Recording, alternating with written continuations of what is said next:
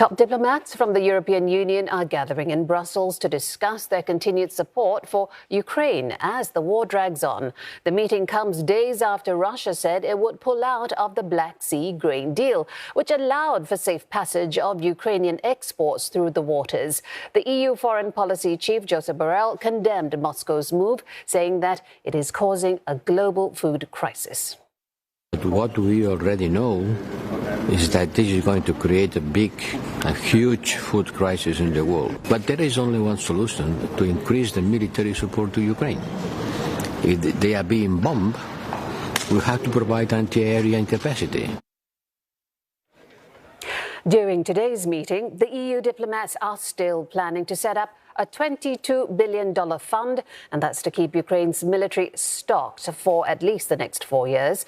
This is part of the bloc's efforts to commit long-term to Kyiv. Now, Alex Kadir is joining us live from Brussels with more on that story.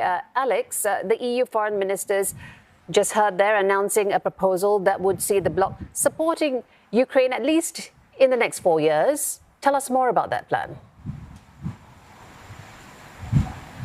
Yeah, you're absolutely right. $22 billion across those 4 years. That is the proposal by the European Commission. That building behind me, it's behind me, the External Action Service of the European Commission, really wanting to push for a longer-term show of support to show that the European Union is in it for the long haul, and that's what they are suggesting. Now, the way this plan will work, it won't be the EU directly shopping for Ukraine or sending money directly to Ukraine, but instead the European Union will step in to reimburse any donations that member states make. So, for example, if Poland decides to send tanks, or if Lithuania decides to send aircraft, well, those donations will be reimbursed by the European Union after the fact. Now, those foreign ministers will be discussing their proposals today. It will take a while. This fund can also be used to train Ukrainian soldiers. But one thing to note is that this actually won't move forward for the next few months, because with the program cannot be signed off without the EU's finance ministers also giving their green light. As you would expect, it's quite a large amount of money for them to spend. So they meet in October, but certainly those foreign ministers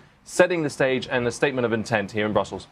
Right, so step one, $22 million fund. Separately, also, we're hearing about renewed EU sanctions on Moscow over its war in Ukraine. What can you tell us about this phase?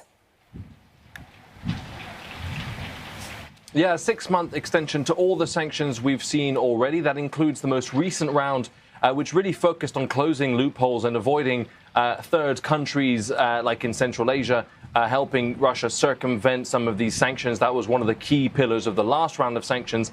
And so we're on 11 now, and that includes all sorts of particular sanctions, restrictions on trade, finance, technology, dual-use goods, goods that can be used, that are civilian goods but can be used in military technology, industry, transport, and particularly luxury goods, which we know had a market in Russia. They also cover the ban on the import of Russian crude oil that we've seen in the last 6 months, and the removal of many Russian banks from the SWIFT banking system, as well as the suspension of broadcasting activities from broadcasters that the EU deems to be disinformation channels. That is a 6-month extension, bringing us up to the end of January 2024. As is the case often in Brussels, the months of the summer die down a little bit, and this is clearly one way of ensuring that these sanctions stay sustained for the next 6 months. Another sign that not just militarily, but also politically, the EU is very keen to show it will support Ukraine for the long haul.